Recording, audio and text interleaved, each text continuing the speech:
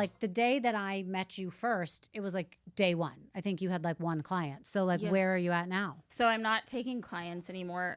Men are able to join if they're interested in trying the dating thing, but I'm not taking on clients to help with that. I ran into issues where men just got a little bit weird about things. So I would hop on phone calls with them, and, you know, men being men and dating, I'm sure we can all relate to some extent. Like, men just, they want what they want. And one call I got on, this guy had my phone number. I talked to him at like 5 p.m. and then he proceeded to FaceTime me and call me at 2 a.m. that night. So you can put two and two together. I'm sure he was not sober. Right. And, you know, so And he was just excited to have your phone number. yeah. And I mean, just weird things like that. So I was like, I'm not going to go down that. And these aren't men that I want to introduce the women to either. You know, it's like, I want the best of the best for And my that was all people. part of the men were part of that caviar club. So No, they were not. Oh, okay, They that was were. different. I would go through an interview process with the men, and if I thought like they'd a be matchmaking. a good fit for the women, then I'd be willing to introduce them. But like, it was that kind of scenario on repeat. So I was like, no. Like, So this you're is not just- taking any men anymore? No. Are you no taking men. any more women? No, I'm just primarily focused now on the Caviar Club and helping them become the best version of themselves, you know, find their community, find their place of support, help each other. We just started an unwanted section now. So if there's bad men in your city, you can post them on there and share why. And we're going to start a wanted too. So if you have a single brother, cousin, whatever, you can share them in there too.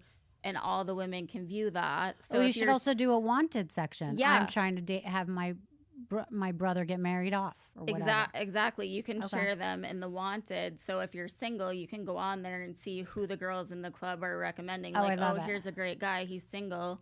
And you how know. many different cities are your Oh my God, all worldwide. There's women from all over the world, which is so cool. so how many are in your club now? I want to say like 400. Wow. Last time I checked. Yeah. Wow. Yeah. Okay, so are you still taking women though? Yes. Okay, so women The can more, join. the more, the merrier. Great. Like, Okay. come one, come all. We're here to And support. what's and the root for plan? each It's other. like a monthly you pay. Yeah, so right now it's free. You can join for free. Eventually, when everything is as I want it, then it'll be a monthly fee of $29.99. So it's very reasonably priced. Okay, but how are you making money on this yet, or you're not?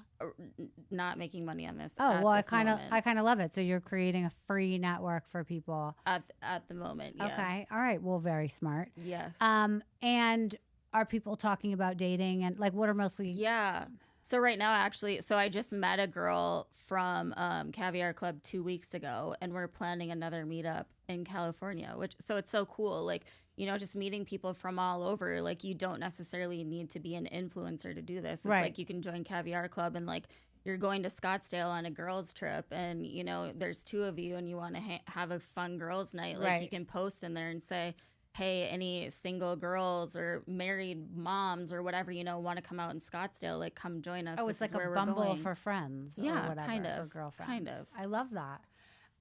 Okay, so let's talk about relationships because I know that's a lot of what you've been kind of Yes. counseling people on. Yes.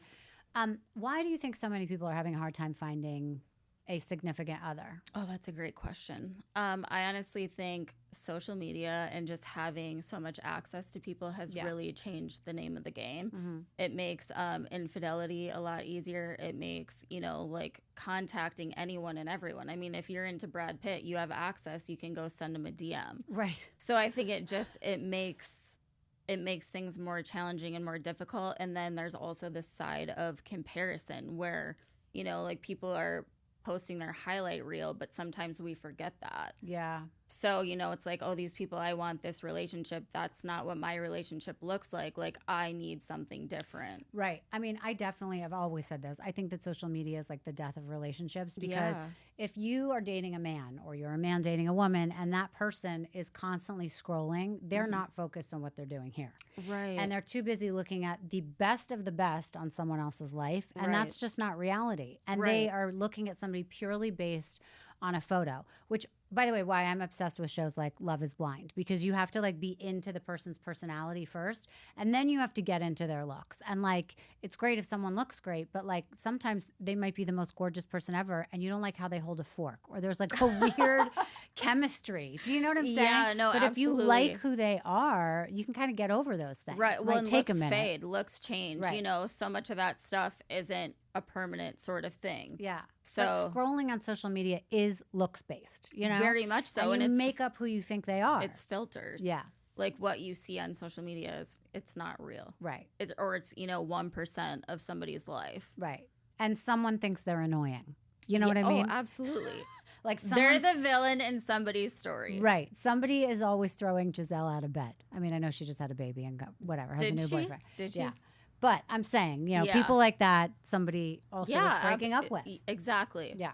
And it's hard to forget that, or it's easy to forget that sometimes, especially like logging into your phone, just scrolling and scrolling and scrolling. Right. It's easy to get lost in that. So, all right, let's talk about women for a second. What are women doing wrong, do you think, that they should immediately change? Like if someone's listening to this and they're like, oh my God, I'm having the worst time finding somebody. What are some of the things that you feel like women get wrong all the time? That's a great question. I honestly think that so many women get caught up in the finding the man that they forget, what do I want? What am I looking for?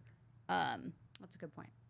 Like put more value in yourself and focus more on yourself, because when you're putting that love and that energy into yourself, you're going to attract a better man. Right. And I think when we're out there looking like the dating apps and all of that, it's like what's the purpose of that? It's like, I think when you are fully confident in who you are and just love yourself and find contentment in that, that's when you're going to attract the best match for yourself, men or women. I agree. I think that a lot of people come from a position of desperation, women especially, because like they don't have the money they think they have, or they don't have the lifestyle, or whatever it is. Yep.